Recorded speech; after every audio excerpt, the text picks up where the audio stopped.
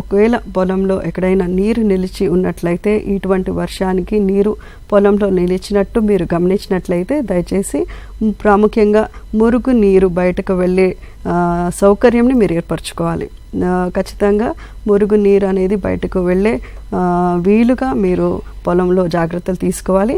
మరి అలాగే నీళ్లు తీసివేసిన తర్వాత కాస్త మరి అంతర కృషి కూడా చేసినట్లయితే మరి సాళ్ళ మధ్య అంతర కృషి చేయడం వల్ల మరి ఈ నీరు నేలలో ఏదైతే స్టాగ్నెంట్గా ఉందో అది బయటకు వెళ్ళి మరి ప్రతి పంట కొంతవరకు బెట్టని బాగానే తట్టుకుంటుంది, కానీ నిలిచి ఉన్న నీరుని మాత్రం తట్టుకోలేదు. కాబట్టి ఖచ్చితంగా వెంటనే ఆకులు ఎర్రబడము, పంట కురచగా ఎదగడము, మరి సరిగ్గా ఎదుగుదల లేని పరిస్థితి మనం గమనిస్తూ ఉంటాం.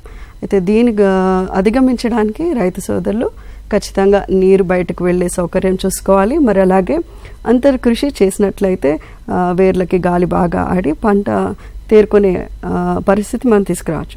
దాంతోపాటుగా మరి పోషకాలని వేర్ల ద్వారా గ్రహించలేదు కాబట్టి ఖచ్చితంగా మీరు 319 ట్రిపుల్19 అంటాము, 319, మరి అలాగే మల్టీకే అని కూడా అంటాము, 14035 ఇటువంటి పోషకాలను 10 గ్రాములు లీటర్కి చొప్పున కలుపుకొని మనం పిచికారీ చేసుకున్నట్లయితే పంట పైన వారం వ్యవధిలో 2 సార్లు ఇది చేపట్టినట్లయితే మంచిగా పంట ఎదుగుదల అనేది మనము గమనించవచ్చు.